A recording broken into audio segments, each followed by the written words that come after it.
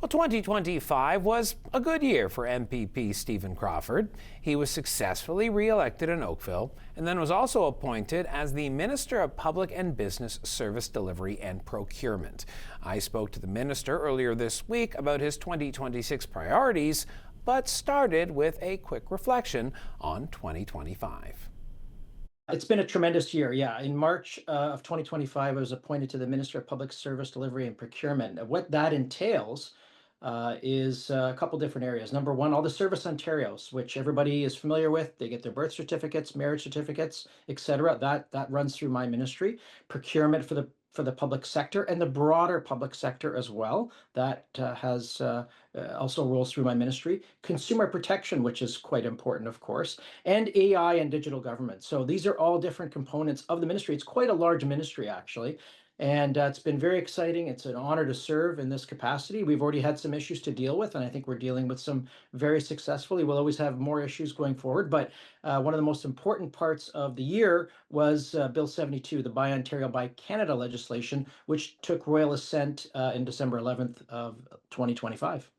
So I want to talk about procurement because obviously it is a key importance right now to the province. Can you give me an example of an opportunity that saw the province reinvest in itself, or at least look to another Canadian business or Canadian avenue that would have previously gone the way of US? Yeah, 100%. And first of all, government is sending the signal, and we have been through certain policies in the past to buy Ontario, buy Canada. The private sector is doing it. Consumers are doing it. Just go to the grocery store and talk to the grocery store buyers. They say consumers want to buy Ontario and buy Canada where they can. We're doing that as a government. We're taking it a step further with Bill 72. What that means is there is going to be an enhanced opportunity for Ontario businesses to get procurement contracts, not only with the Ontario government, but also the broader public sector, and eventually soon later in the year after consultation, municipalities as well. So, and also Crown agencies. Metrolinx, Infrastructure Ontario. We have a $220 billion infrastructure spend over the next 10 years on transit and subways and roads and bridges.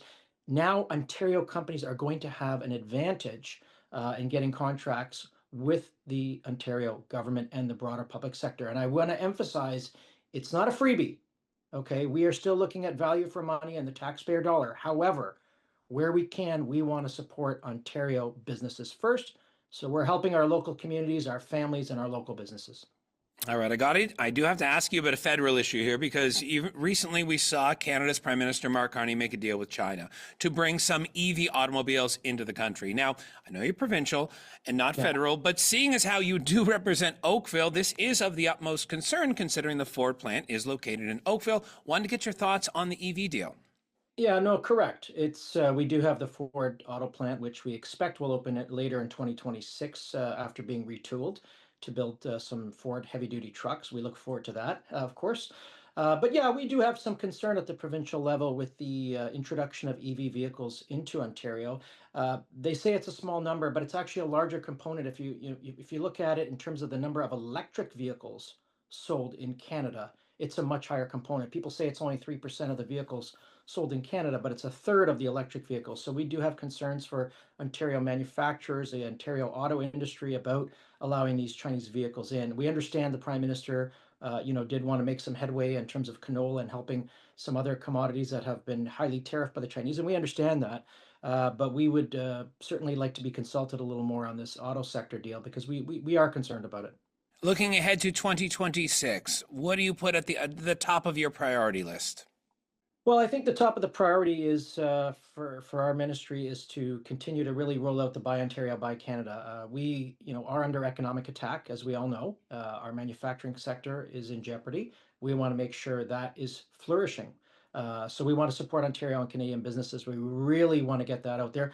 One other thing I think that we'd like to, certainly emphasize it through my ministry is the focus on AI and digital government. We want to allow more services online, give more convenience to the people of Ontario. We want to utilize AI, not only in the government sector, in our own sphere, where we do have a new deputy minister, actually, associate deputy minister responsible for AI, just joined us last week.